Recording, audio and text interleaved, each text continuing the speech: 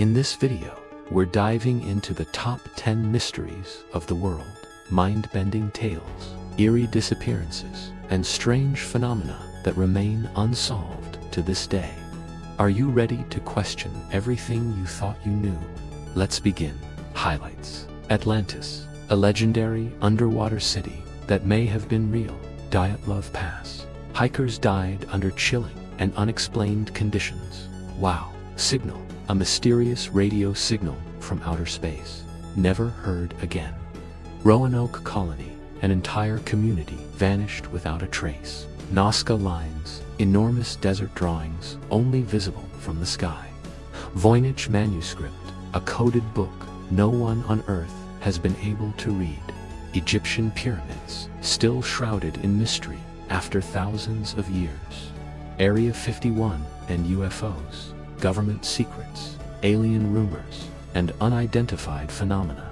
The Somerton Man, a body, a code, and no answers. The Mary Celeste, a ghost ship found intact, but its crew vanished forever. In the vast expanse of our planet Earth, there are many mysteries that continue to baffle us. From ancient ruins to cryptic texts, we find ourselves captivated by what came before us. But perhaps one of the most intriguing enigmas from antiquity is the lost city of Atlantis. First described by the Greek philosopher Plato more than 2,400 years ago, Atlantis has sparked centuries of speculation, debate, and search. In this video, we'll dive into the depths of Plato's writings to understand his description of Atlantis. Then we'll explore some of the places that have been proposed as potential locations for this mythical island. So buckle up and join us as we uncover the secrets of the lost city of Atlantis. The tale of Atlantis, as told by Plato in his works, The Republic and the Laws, is both fascinating and enigmatic. According to Plato, Atlantis was an actual historical place situated in the Atlantic Ocean. He described it as a powerful and advanced civilization that existed around 9,000 years before his time. This would place its supposed existence somewhere around 11,000 BC. Plato claimed that Atlantis was located beyond the Strait of Gibraltar, making it accessible to both the Greeks and the Egyptians. He further stated that the island was larger than Libya and Egypt put together, with a circumference of 4,000 stadia. For those who don't know, a stadium is an ancient unit of measurement, approximately equal to 185 meters, or 607 feet. This gives us a rough estimate of about 750 miles for the island's circumference. According to Plato, the Atlanteans were a strong and noble race of people who possessed advanced knowledge of mathematics, astronomy, and engineering. They were skilled warriors and had a strong navy, which they used to conquer much of the known world.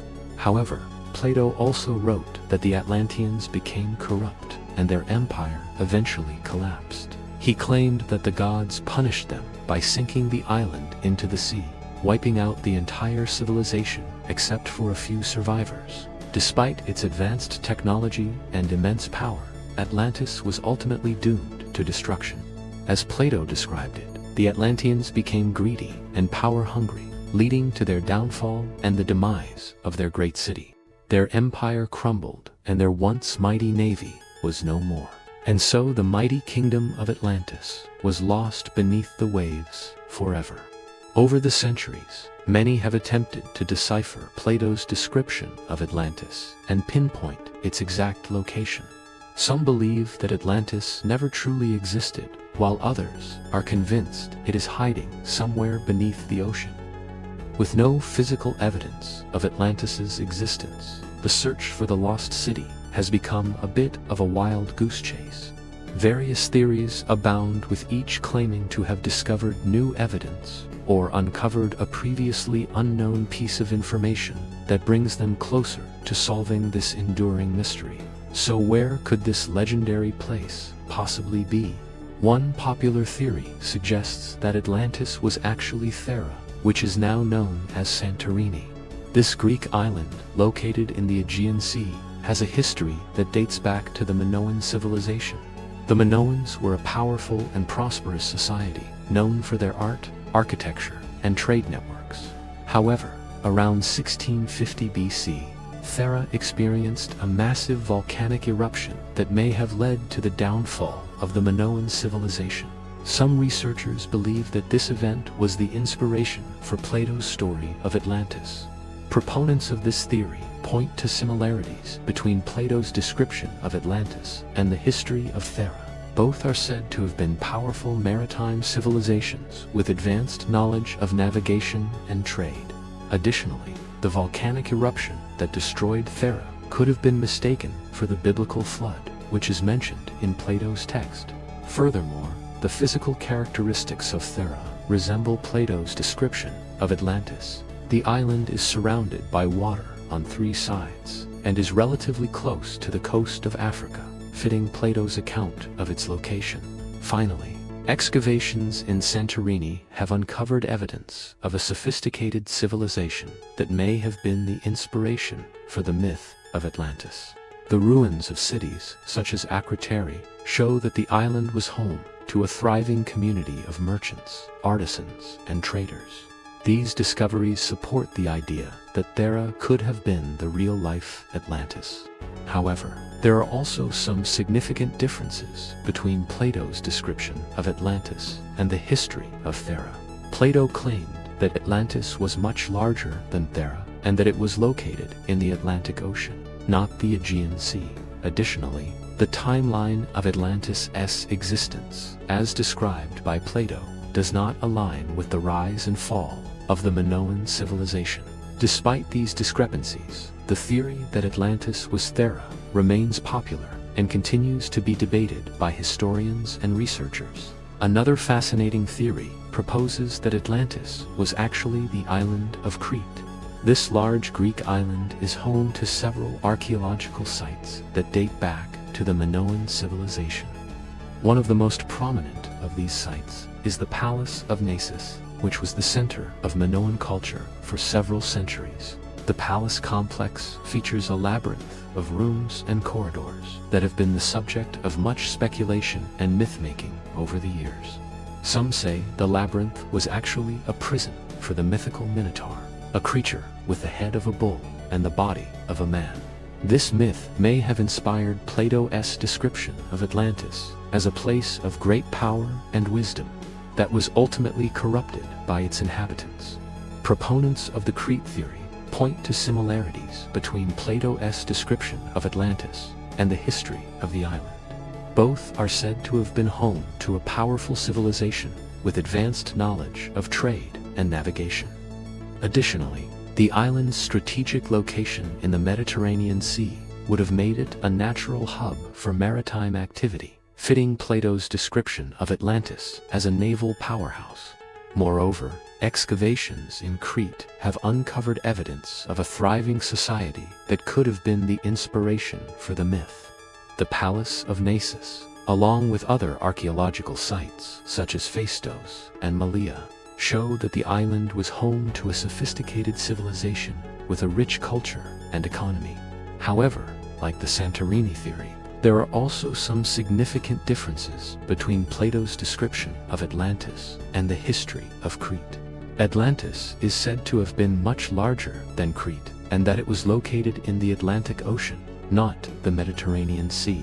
Additionally, the timeline of Atlantis' existence, as described by Plato, does not align with the rise and fall of the Minoan civilization on Crete. Despite these discrepancies, the theory that Atlantis was Crete continues to be explored by researchers and debated by scholars. In recent years, some researchers have proposed that Atlantis was actually located in the Persian Gulf. This theory is based on the idea that Plato's description of the city's location in the Atlantic Ocean was actually a mistranslation. Instead, the Atlantic Ocean may have been intended to refer to the Persian Gulf, which was known to the Greeks as the Arabian Sea. This theory is supported by the fact that the Persian Gulf was an important trade route during the time period in which Plato was writing. Additionally, the physical characteristics of the Persian Gulf region resemble Plato's description of Atlantis. The body of water is surrounded by land on 3 sides and is relatively close to the coast of Africa, fitting Plato's account of the city's location. Furthermore, the region's strategic location at the crossroads of Europe, Asia, and Africa would have made it a natural hub for maritime activity, fitting Plato's description of Atlantis as a naval powerhouse. However, this theory is not without its challenges. There is no direct evidence to support the idea that Atlantis was located in the Persian Gulf, and the mistranslation theory is highly speculative. Additionally, the timeline of Atlantis' existence, as described by Plato, does not align with any known civilizations in the Persian Gulf region. Despite these challenges, the theory that Atlantis was located in the Persian Gulf remains an intriguing possibility and continues to be explored by researchers. As we delve deeper into the mysteries of Atlantis, it's important to keep in mind the possibility that Plato's description of the island may have been entirely fictional. Some scholars argue that Atlantis was never a real place, but rather a figment of Plato's imagination. This perspective is supported by the fact that Plato used Atlantis as an allegory in his philosophical works to convey his ideas about ideal societies and the dangers of corruption. If this theory is true, then the search for Atlantis as a physical place may be fruitless.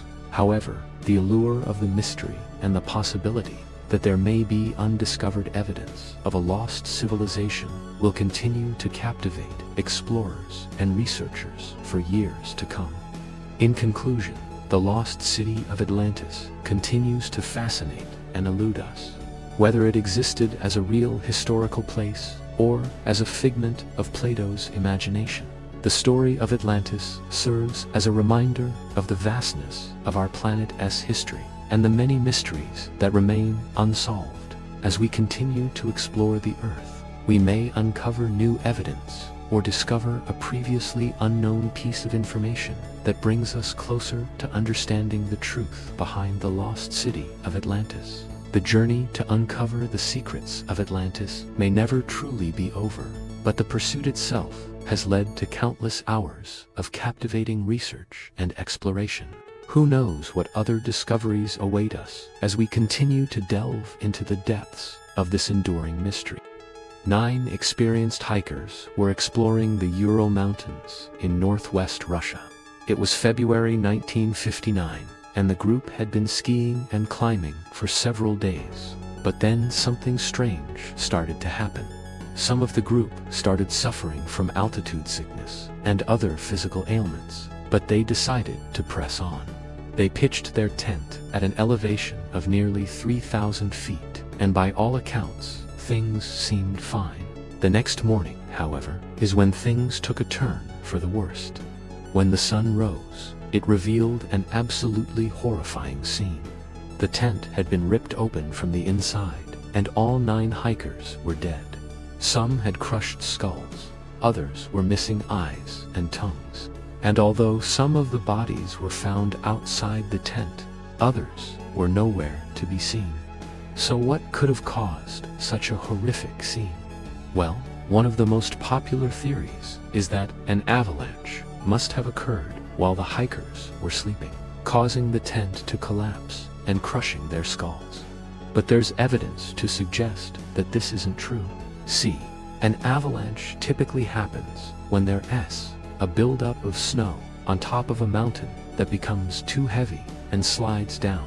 Avalanches can be deadly, and they do happen in the Urals. But this particular theory doesn't explain why some of the bodies were missing, and why the tent had been ripped open from the inside. Also, the area that the group was camping in wasn't actually due for an avalanche. Sure, avalanches had happened in the past, but not recently, and certainly not while people were camped there. Another strange thing about the scene is that some of the bodies were found with their ski boots on the wrong feet. So, did these hikers suddenly go crazy in the middle of the night and start switching their ski boots around before dying? Or was there another explanation? Well, maybe an animal could have gotten into the tent and caused some serious damage. After all, bears and wolves are known to attack humans, especially if they feel threatened or are protecting their young. In fact, animal attacks are one of the leading causes of deaths in the backcountry, with bears being responsible for most of them. However, this theory doesn't really hold up. See, one of the hikers had a shotgun with him, which would have scared off any animal that got too close. Plus, the group had set up their tent away from where wild animals might have been lurking. Also, if an animal had gotten into the tent and attacked the group, we would expect to find bite marks on their bodies. Strangely though, the bodies were found with no sign of struggle and no visible wounds. So could this mysterious case have something to do with the Cold War? Well, perhaps. One of the hikers was part of a secret military project that was developing new materials for the Soviet Union. In fact, all of the hikers were either scientists or government officials. Now, whether or not this had anything to do with their death is debatable. There was a rumor that the group had stumbled upon a secret military testing site and accidentally witnessed something they were unsupposed to see. Then there was also the rumor that the hikers had been the victims of a secret weapon test gone wrong. Both of these theories seem far-fetched, but the timing of the incident is suspicious. Just a few years earlier, the Soviet Union had developed a new type of radar system that was capable of detecting aircraft from miles away. And just a few years later, the US would develop a similar system called the Fair King. What's interesting is that both of these systems used radio waves to detect objects. And although there's no evidence that these systems were being tested in the Ural Mountains, it's possible that the hikers may have been in the wrong place at the wrong time. But what about those strange markings on the bodies? Well, it's possible that the injuries were caused by an experimental weapon that used high-frequency sound waves to cause internal damage to the human body. This is similar to how sonar works, except instead of being used to detect ships, it was being used to detect people. Although this theory seems plausible, it's never been confirmed, and there's no evidence that the Soviet Union was developing this type of weapon at the time. In the end, the case remains a mystery, and there's no definitive answer as to what caused the deaths of these 9 hikers. What do you think happened to them? Let me know your thoughts in the comments below. It's one of the most famous unsolved mysteries in modern history.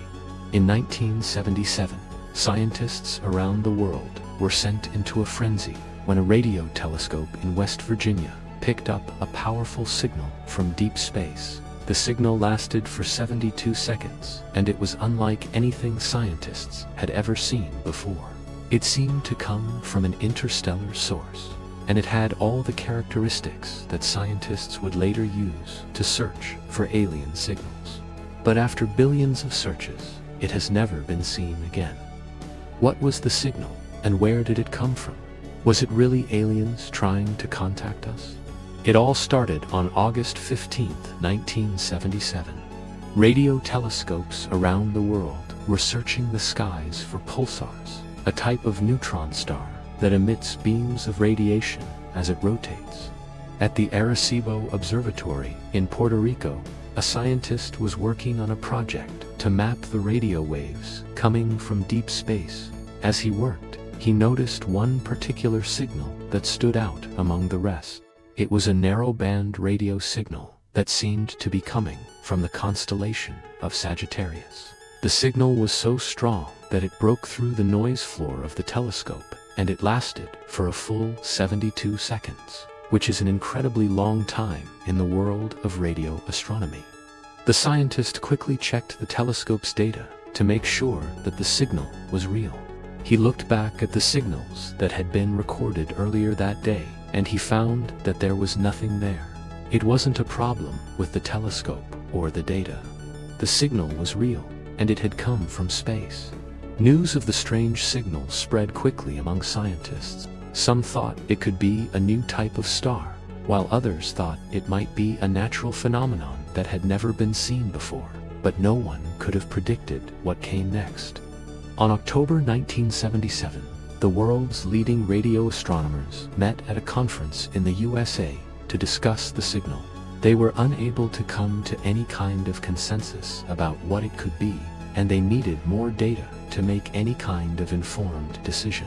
Over the next few months, radio telescopes around the world began a massive search for the source of the signal. They pointed their telescopes towards the constellation of Sagittarius and listened intently for any sign of life. But the signal was never detected again. To this day, scientists are still baffled by the mystery of the WOW signal. There have been many theories proposed over the years, but none can explain all of the data. Some scientists believe that the signal may have come from a top-secret military project that was testing new weapons. Others believe that it may have been caused by a natural phenomenon that we don't yet understand. But perhaps the most exciting theory is that it was a message from an extraterrestrial civilization. The WOW signal had all the characteristics that scientists would later use to search for alien signals. It was a narrowband signal that had been beamed directly towards Earth. It also lasted for a very long time, which suggested that it was intentional. The signal was so strong that it must have been coming from a very powerful source, and it was perfectly clear, which suggested that it had been sent by an intelligent civilization. But despite all of these clues, we still don't know what the signal meant. We have no way of knowing if it was a message from aliens or something else entirely. The search for extraterrestrial intelligence has been going on for decades, but so far we have found no evidence of life beyond Earth. The WOW signal is one of the few anomalies that has defied explanation. It's a reminder that there are still many things out there that we do understand, and that there may be more to the universe than we know. If you enjoyed this video, please be sure to like and share. Thanks for watching. In the summer of 1590, an English explorer named John/White arrived at the small settlement of Roanoke on the coast of what is now North Carolina. He'd been to the colony 3 years earlier in 1585, but had returned to England because the colony was struggling to survive. Now, in 1590, he'd come back to find that the fort was deserted, the houses destroyed, and the entire colony seemingly vanished into thin air. All that remained were the words Croatoan carved into a tree. To this day, nobody knows what happened to the more than 100 English settlers who'd been living there. There were no bodies, no signs of foul play, and no answers. And the mystery has captivated people ever since. So here's what we know about the lost colony of Roanoke. When the first English settlers arrived in 1585, they had a rough time adjusting to life in the new world. They were unprepared for the heat and humidity, and most of them had never done any manual labor in their lives. They quickly ran out of food and were on the verge of starvation when John White arrived with a supply ship. But it wasn't exactly a well-organized relief effort. White himself was busy exploring the area and searching for gold, and didn't really care much about the settlers' welfare. He left them with some supplies and sailed away again. And within months, the entire colony had died or been captured by the Spanish. White returned again in 1590 with more than 100 new settlers, including women and children. This time, the colony was established with the support of Sir Francis Drake, an English privateer who was a kind of legal pirate. Drake's privateering license gave him permission to attack Spanish ships and settlements, and he wanted to use the colony as a base of operations. The settlers built wooden houses and a fort made of earth and wood. They grew crops and hunted wild animals for food, but it was hard work, and the settlers weren't used to it. And after a while, many of them started dying. Meanwhile, the Spanish were growing suspicious of the colony. They sent a patrol boat to investigate, but the English settlers drove it away. Then the Spanish began harassing the English by stealing their supplies and killing their livestock. In September 1590, the English retaliated. A group of them snuck onto a Spanish ship in the harbor and stole or destroyed most of its supplies. Soon after, the Spanish decided to attack the colony. They landed troops near the settlement and began firing on it with cannons. The English settlers defended themselves with muskets and pikes, but they were vastly outnumbered. The Spanish killed or captured almost everyone. At least, that's one version of what happened. That story comes from a letter written by one of the settlers, and it's pretty dramatic, but there are some problems with it. For one thing, the Spanish had no reason to attack the colony. They knew the English settlers were on the verge of starvation and didn't pose any real threat. Also, if the Spanish had captured all the settlers, it's likely that at least some of them would have been executed or put to work in a Spanish mine or plantation. But there were no bodies and no reports of any English slaves or prisoners in the Caribbean or in Spain. So whatever happened at Roanoke, it wasn't this. There are other theories about what happened to the colony. Maybe the settlers were ambushed by a Native American tribe, or they were taken captive by a group of European explorers or pirates, or maybe they all just up and left, wandering into the wilderness and perishing from disease, starvation, or exposure. But ultimately, we don't know what happened to them. When John White returned to Roanoke in 1590, he found the settlement abandoned, but not destroyed. The buildings were still standing, and there were no signs of a struggle. The only clue to what might have happened was the word Croton carved into a tree. Nobody knows for sure, but most historians think that the settlers didn't leave voluntarily. Instead, they probably either died or were taken captive, and that Croatoan was the name of the tribe that did it. The nearest Native American tribe to Roanoke was the Croatan, but there were several other tribes in the area as well. John White reported seeing friendly natives in the area, and he even took one of the Roanoke colonists to meet his tribe. But the friendly natives never attacked the colonists, and there is no evidence that the Croatan or any other tribe was responsible for the colony's disappearance. We may never know what happened to the lost colony of Roanoke, but their story has inspired countless books, TV shows, and movies. And maybe that's fitting, because, in a way, the mystery is the colony's most enduring legacy. Thanks for watching. If you liked this video, be sure to subscribe so you never miss an episode. See you next time. There are massive ancient designs etched into the desert sands of southern Peru.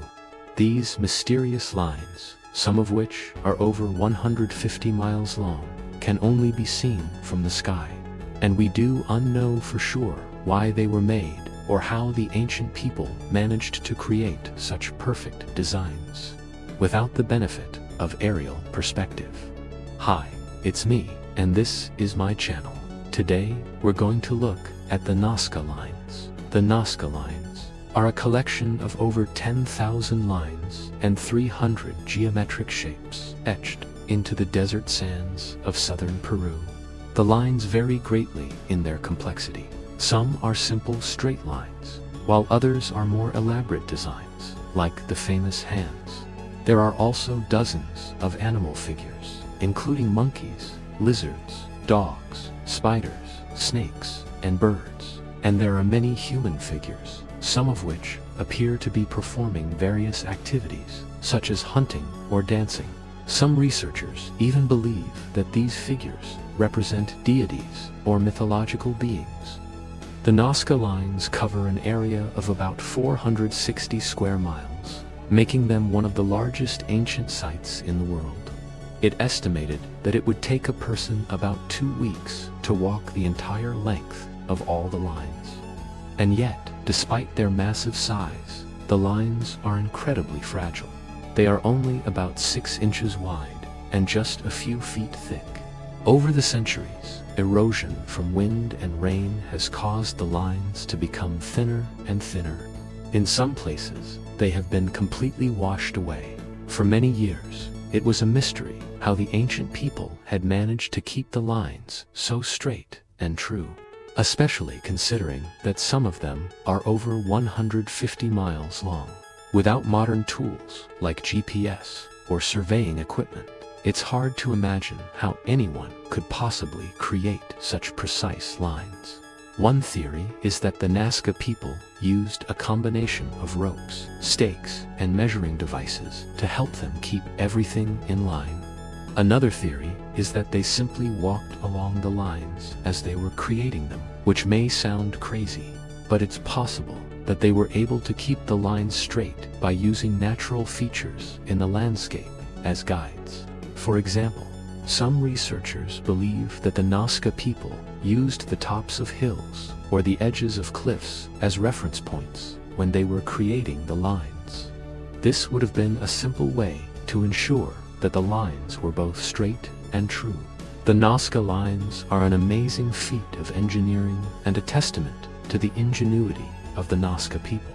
We may never know exactly how they were made, but we can appreciate the beauty and mystery of these ancient designs. The Nazca people lived in what is now southern Peru between about 200 BCE and 800 CE and 800 CE. During this time, they created a number of impressive works of art, including ceramics, textiles, and rock paintings. But it was their mastery of geoglyphics, or the creation of designs on the ground, that truly set them apart. The Nazca lines are just one example of their skill in this area. Others include the Palpa candelabras and the Nazca trapeze. The Nazca people likely created these lines for a variety of purposes. Some researchers believe that they were used for religious ceremonies, while others think they served as burial grounds or territorial markers. It's also possible that the lines had practical uses, such as helping farmers with irrigation or providing a framework for planting crops. Whatever their purpose, the Nazca lines are a reminder of the rich cultural heritage of Peru and a testament to the ingenuity of the people who created them. Thanks for watching. If you liked this video, please subscribe and join me next time for more explorations of the ancient world. See you then. Bye. In 1912, a rare book dealer in Italy named Wilfrid Voynich came across a strange manuscript that baffled him. It was illustrated with beautiful botanical drawings and diagrams of plants and other organic matter. But every effort to translate the text within it has failed. And not just because it's written in an unknown language and script. The writing system itself seems completely alien. For over a century, this mysterious book, called the Voynich manuscript, has stumped some of the greatest minds in the world. So much so that many believe it may be nothing more than a hoax. Hi, it's me, and this is my channel. Today we're going to take a look at the strange symbols and secret code of the Voynich manuscript and see if we can figure out what it means. If you stick around all the way to the end, I'll reveal why I think the Voynich manuscript is one of the most exciting unsolved mysteries in the world. The Voynich manuscript is an illustrated codex written in an unknown language and script. Despite decades of study by cryptographers and linguists, no one has deciphered it, and its purpose still remains unknown. What we do know is that it was likely written during the early modern period between the 15th and 17th centuries. And like many books of its time, it's divided into chapters and sections with handwritten page numbers along the spine. But any sense of chronology or narrative is lost on us, since we couldn't read a single word of it. It begins with an illustration of the cosmos, which appears to show the sun, moon, and stars. There are then diagrams of plants, flowers, and trees, followed by a series of illustrations of naked women bathing. The images are rendered in a highly detailed and scientific manner, making them all the more perplexing.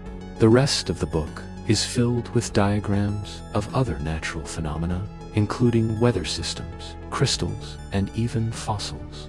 In 1921, the book was purchased by Yale University and is now held in their Beinecke Rare Book and Manuscript Library.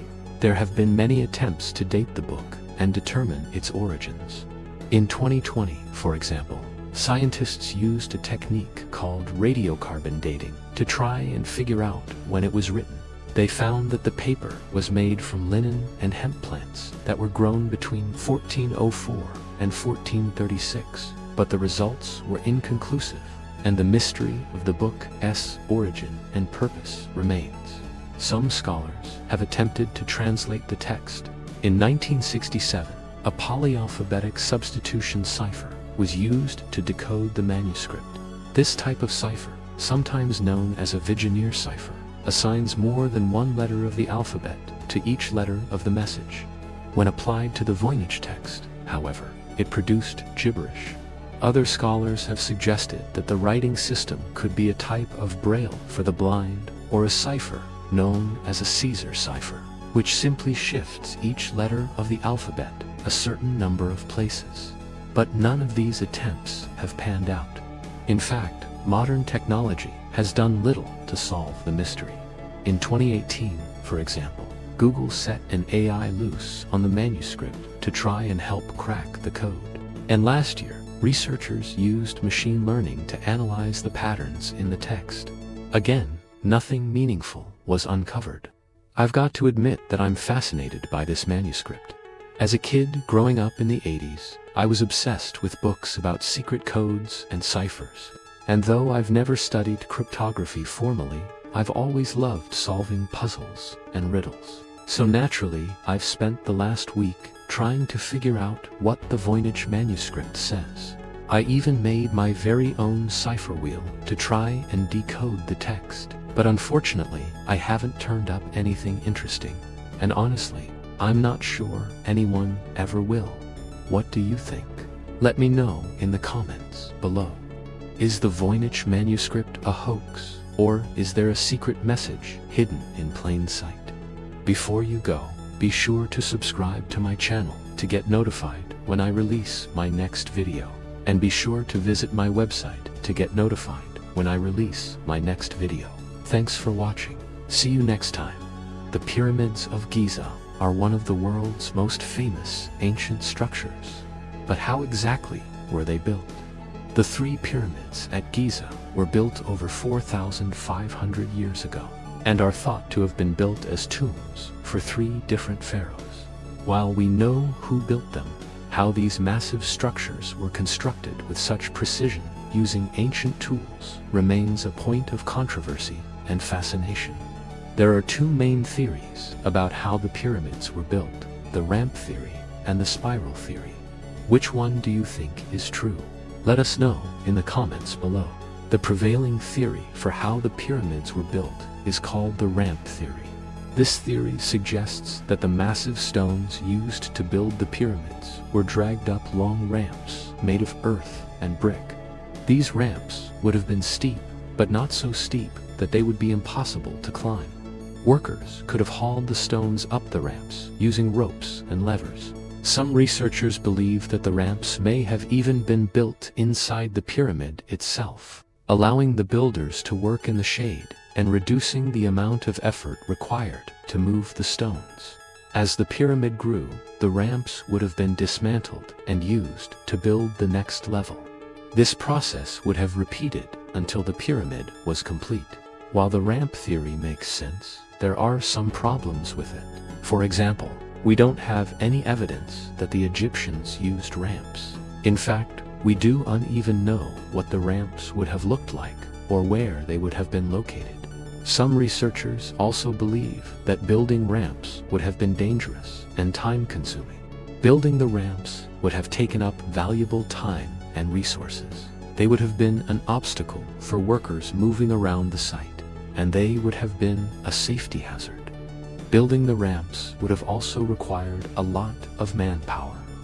It's estimated that it would have taken between 20,000 and 40,000 workers just to build the ramps for the Great Pyramid. Despite these problems, there is evidence to support the ramp theory. For example, we know that the Egyptians used ramps in other contexts. They built ramps to help them build other structures, such as temples. They also used ramps to help them move large objects, such as statues. It's likely that they would have used ramps to build the pyramids. The second theory is called the spiral theory. This theory suggests that the Egyptians built a spiral staircase inside the pyramid and hauled the stones up the stairs. This theory has a few problems. First, we don't have any evidence that the Egyptians built spiral staircases. Second, even if they did, it's unlikely that they would have been able to haul the stones up the stairs. The stones are too heavy and awkward to move up a spiral staircase. But that doesn't mean that the spiral theory is entirely wrong. It's possible that the Egyptians used a combination of both methods. They may have used ramps to move the stones to a certain level, and then used a spiral staircase to move the stones to the next level. Another possibility is that the Egyptians used a crane-like device to lift the stones into place. This theory is supported by several Egyptologists, including John Purring and Bob Belville. According to this theory, the Egyptians would have used a series of cranes to lift the stones and place them around the edge of the pyramid. The cranes would have been powered by a complex system of ropes and pulleys.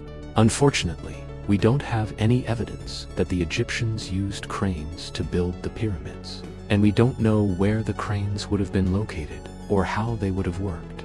It's also unclear how the Egyptians would have lifted the stones onto the cranes, or how they would have moved the stones around the edge of the pyramid.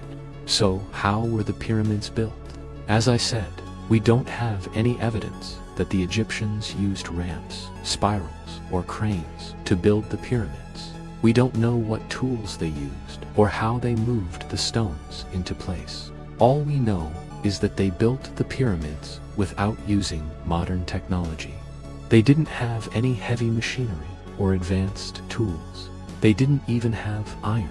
Despite these limitations, they were able to construct massive structures that are still standing today. The pyramids are a testament to the ingenuity and hard work of the ancient Egyptians.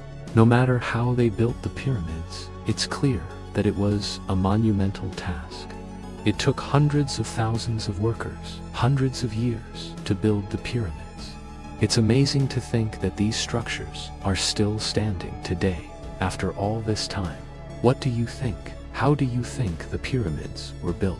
Let us know in the comments below. And don't forget to subscribe for more videos like this. Thanks for watching. It's been called the home of the aliens, a place where space creatures are kept and studied after being brought down in mysterious crashes. It's also been called Area 51, and for decades, it was nothing more than a mysterious place on the Nevada desert where the US government allegedly brought unidentified flying objects for examination. Or were they alien spacecraft? Well, that all depends on what you believe. What we do know is that the heavily guarded zone is a United States Air Force base, known officially as Homey Airport and unofficially as Area 51. And for the longest time, the US government didn't even admit it existed. Now, however, the truth is out there, or at least it was confirmed by the Pentagon. In 2013, the official secrecy surrounding Area 51 was finally acknowledged when the CIA released a document confirming its existence. The document was a response to a Freedom of Information Act request, and it revealed for the first time that the US government did indeed have a base in Nevada where sensitive aircraft were tested and studied. The CIA also confirmed that the secretive base had previously been called Area 51. So now we know that much like Santa's North Pole workshop, Area 51 really does exist. But beyond that, details are still scarce.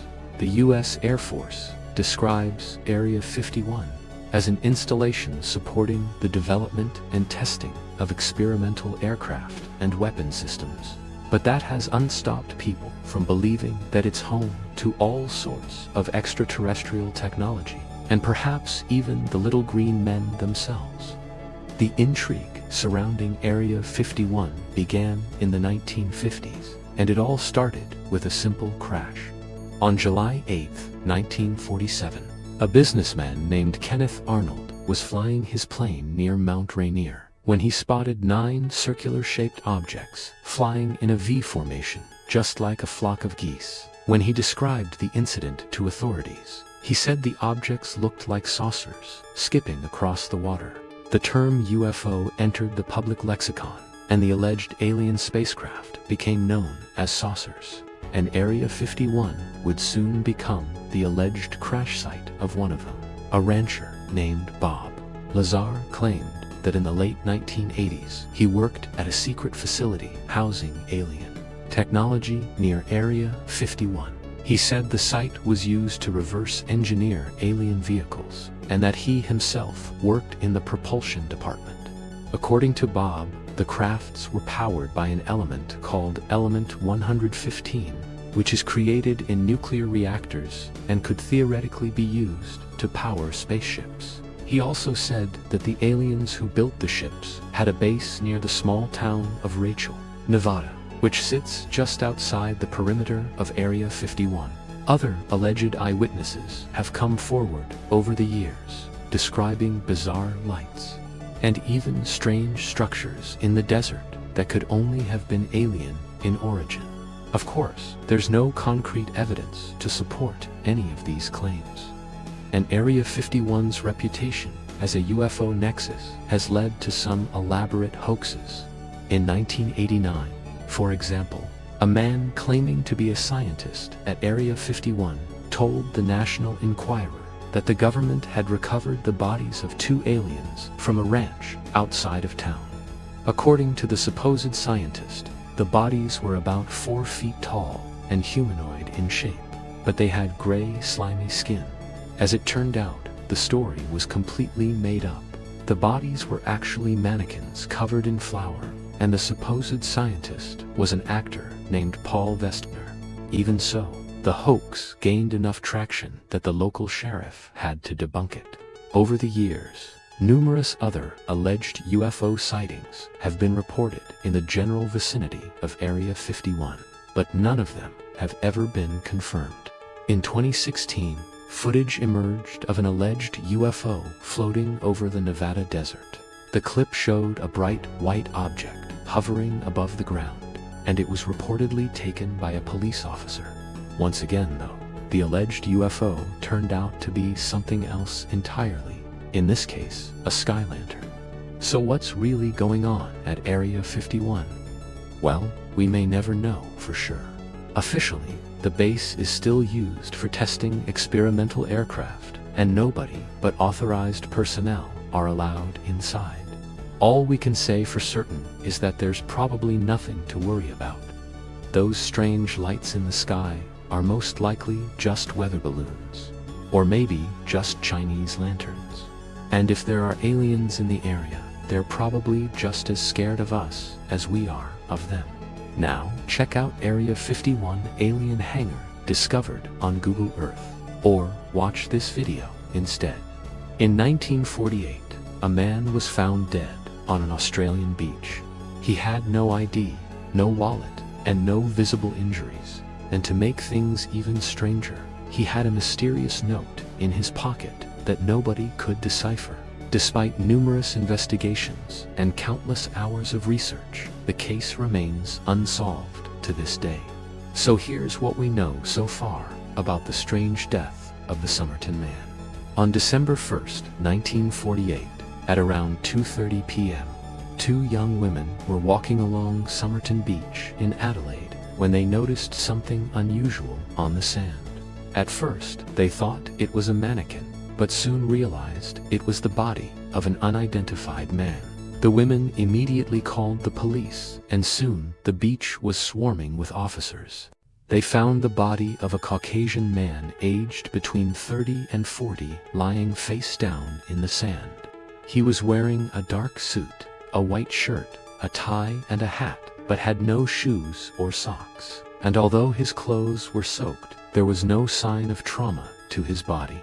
When the police searched his pockets, they found a number of strange things, including a used matchstick, a half-smoked cigarette, an empty packet of tobacco, a piece of licorice, a penknife, and a small piece of paper. This piece of paper would later become one of the most important pieces of evidence in the case, but more on that later. First, let's get back to the scene of the crime. As the police were investigating, they began to piece together what happened in the man's final moments. It seemed likely that he had been swimming in the sea, as there were no footprints in the sand near his body, suggesting that he had walked into the water fully clothed and not long before he died. But this raised more questions than it answered. Why would a man walk into the sea fully clothed? And why did he have no identification or any sign of trauma?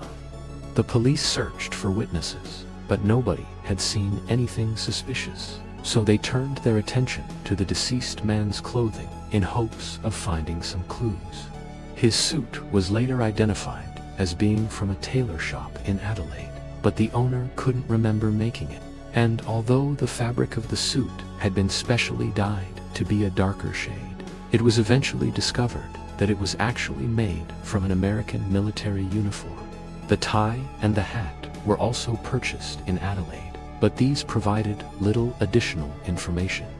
All of his clothes were eventually washed up on shore, but they didn't contain any pockets, suggesting that whatever was inside them must have been removed after his death. But then, what about that mysterious piece of paper? Well, after the case had gone cold, it was rediscovered in the Adelaide archives and given to a codebreaker named Derek Abbott. After years of working on the case in his spare time, Derek managed to obtain a partial DNA profile of the man and put together a family tree, which revealed that he had distant relatives living in Australia. One of these relatives even claimed to have met the long-dead man before, describing him as having red hair and freckles. This description matched the one given by the two women who had found the body, but it didn't explain how he died. To this day, nobody knows how the Somerton man died.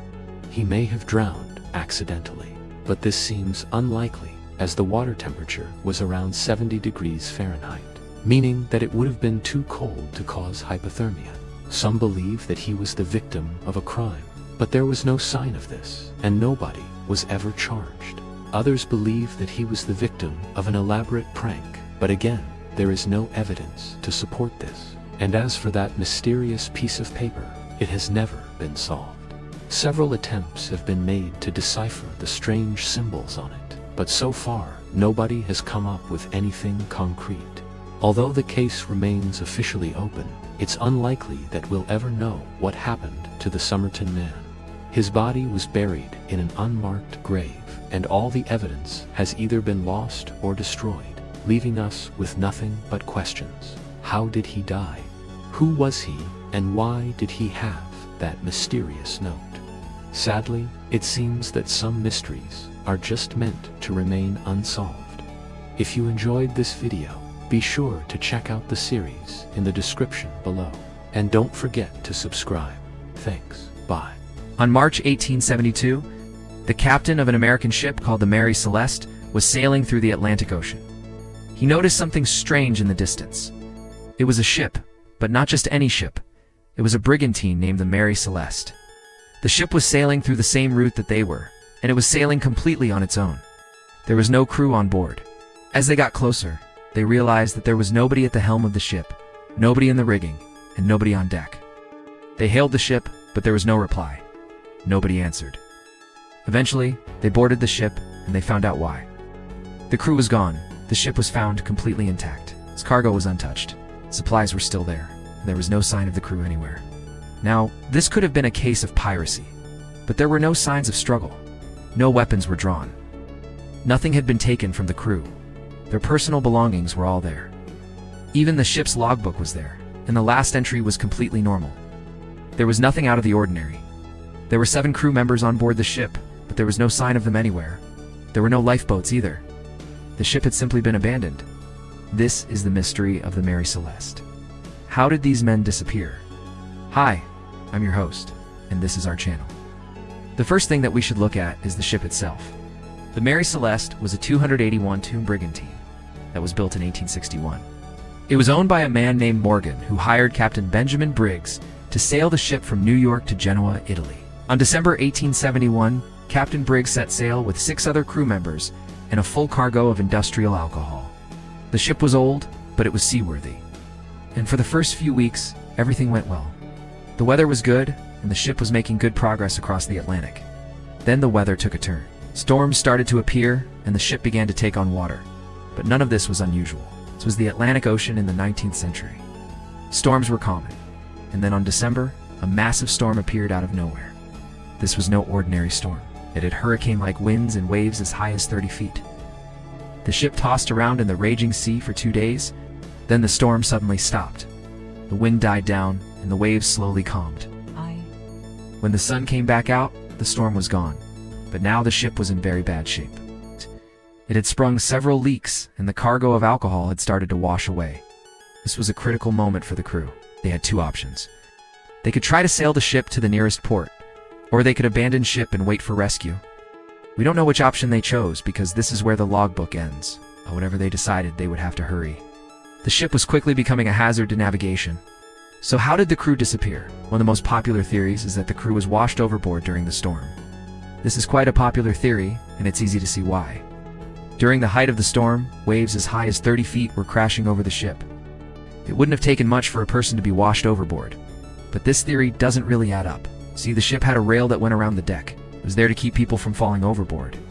Also, the ship's doctor was a strong swimmer. If he had fallen overboard, he could have easily used the swimming aid to get himself upright and back onto the deck. Finally, even if the entire crew had been washed overboard, somebody would have noticed lifeboats. The nearest port was only 25 miles away. Somebody would have seen the lifeboats and called for help. Another popular theory is that the crew panicked and abandoned ship. This is also quite a popular theory, and it's easy to see why. The Mary Celeste had sprung several leaks and was taking on water. If the crew thought that they would be safer off the ship, they would have every right to abandon it. But again, this theory doesn't add up. If the crew abandoned ship, where are the lifeboats? Why were they never seen again? There's one other popular theory, and it's the only one that makes sense. Some believe that the crew didn't abandon ship. They were forced off of it. But who would have done this? Well, this is where things get interesting. You see, the ship had a full cargo of industrial alcohol. At the time, this type of alcohol was being used as a substitute for whiskey. It was cheap, it was plentiful, and it was basically the same thing as whiskey. In the 19th century, smuggling alcohol was a common way to make money. And if the people who boarded the Mary Celeste were desperate enough, they would have had every right to take the cargo of alcohol and then throw the crew overboard. But if this is true, why wasn't there any sign of a struggle? Well, here's the thing. Alcohol was very valuable at the time. It was worth about $250,000 in today's money. It would have taken a lot of people to steal all that alcohol, and those people would have had to be strong. The crew of the Mary Celeste consisted of 8 strong men who were used to defending their ship against boarders. So if a fight did break out, it would have been a long and bloody one. But if the boarders had brought along a few extra men, they may have been able to overpower the crew and toss them overboard without much struggle. But who were these people? Fortunately, we don't know. To this day, nobody knows what happened to the crew of the Mary Celeste or who was responsible for their disappearance. Thanks for watching.